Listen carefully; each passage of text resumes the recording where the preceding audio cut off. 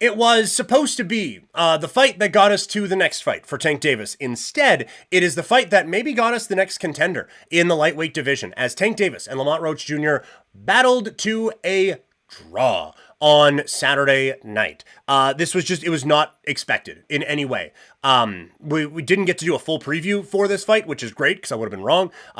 Like Tank Davis, he just has the power and everything that it just felt like at some point, Roach, who I said going in, like this is a live fighter. This is not just a mandatory who's going to go in there and just get his doors blown off. This is a guy who can fight. This is a guy who can maybe give Tank a few problems. I wasn't expecting those types of problems. And it really didn't seem like Tank thought that it was going to be those kind of problems either, as he kind of got, it was a typical Tank fight, right? Like he takes the first few rounds, downloads the information, goes out, and then just punches the fuck out of your face. And that's what the fight was supposed to be. And then eventually it was going to be a knockout. And it just never happened because Roach fought the fight of his life. He was fantastic in this fight. He moves up in weight. He's not expected to do much in this fight. And he's going up against a pound for pound high-level fighter. And he hung with him so well.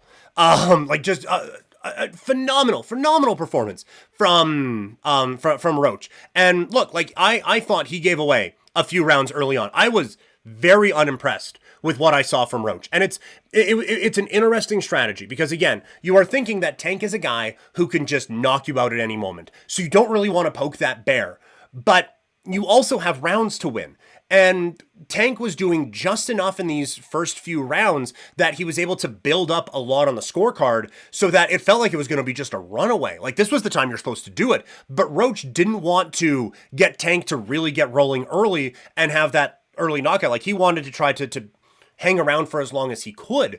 And I just thought if he would have done, like I said the other night, he was probably 3 punches away from winning 3 extra rounds. Like all of these were very close, and it was just, well, Tank was kind of the one coming forward, so when he landed, it looked good. So you'll give it to Tank. But if Roach had done just a little bit more behind a very quick jab, or a couple of those jabs just ended with another right, then maybe that's enough to get him that round. But it felt like they were trying to walk the fine line of let's stay competitive, but let's stay in this fight as long as possible before that guy really starts to wake up. But the thing is, once Tank woke up, Roach was right there with him. And that was so fascinating to watch because no one's ever really been able to hang with Tank in that way anyway before. The problem for Roach is that when like Tank was landing big, he was winning. And that sounds very simplistic, but like when Roach was landing big, Tank was still winning because he was just landing a couple of bigger shots each round that was allowing him to continue to bank up some of these ones as well. And obviously it was a close fight. It was a draw.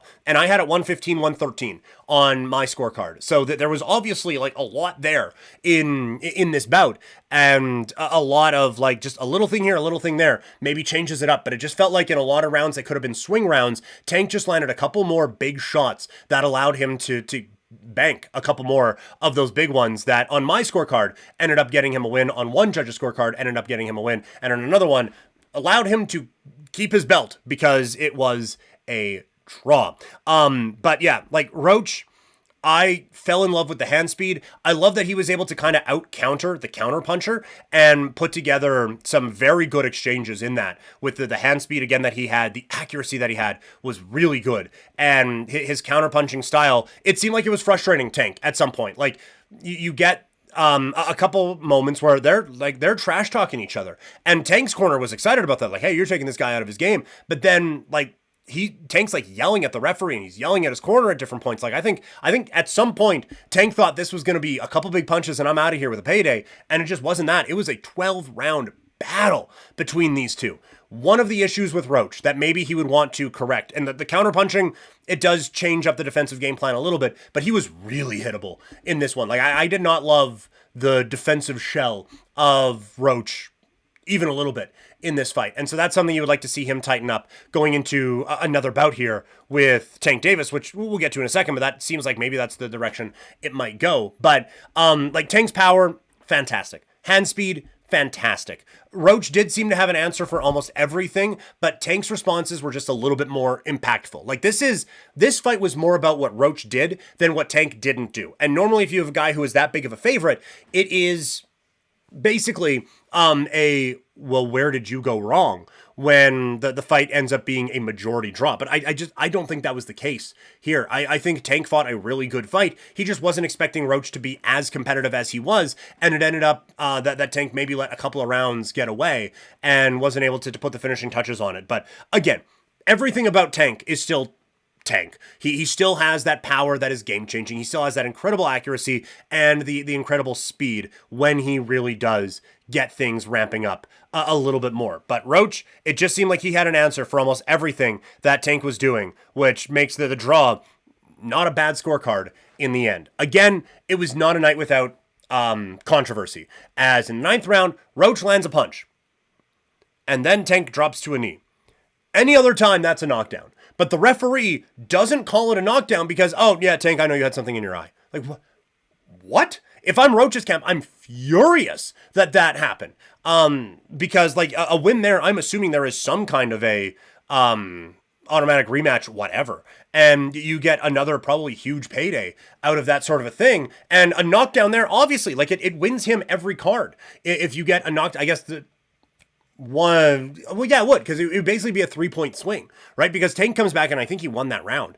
And so it goes from being a 10-9 loss to a 10-8 win if you count that knockdown, which you probably should. And again, he wasn't knocked down. He took a knee on his own so he could wipe some stuff out of his eyes, but also you're in a fight, and you have to know that looks like you are knocked down. So it was such a unique set of circumstances that created a lot of controversy coming out of that particular thing. So I can understand where Roaches would be a little pissed coming out of that. I can also understand, like, it wasn't an actual knockdown. It was crazy in the moment to see how that whole thing kind of played out. Coming up later on this week on wherever you are consuming this, we are going to do fights to make coming off of this one. But I think it is worth at least having a bit of a discussion right now, because Roach, like, he is obviously worthy of another opportunity at Tank, but it was also obvious that Tank had eyes for Shakur Stevenson,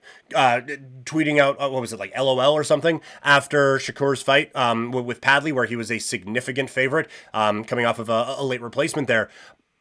I think you might get a little bit bailed out if you are Roach, because Shakur is dealing with a hand injury right now. Like, the only fight that Tank should take ahead of Roach is a fight with Shakur Stevenson. If that's not going to happen, then I think you have to do this rematch and just have a little bit more finality to this one. If Roach doesn't get this championship fight with Tank Davis, there are 2 other champions in the weight class that he could go after, and I think he has earned an opportunity in at least one of those again. And then maybe you bring it back around. He goes off, beats whoever you want to put him in there with, wins championship X, and now you have not an undisputed fight, but at least a unification bout, and you can start to set up a couple other big time sort of fights. So Roach has worked his way into a conversation that not a lot of people would have had pegged for him at different points here in the year. So a star-making night almost for Lamont Roach Jr., and one where Tank Davis still looked really good. It was just a very, very good fight.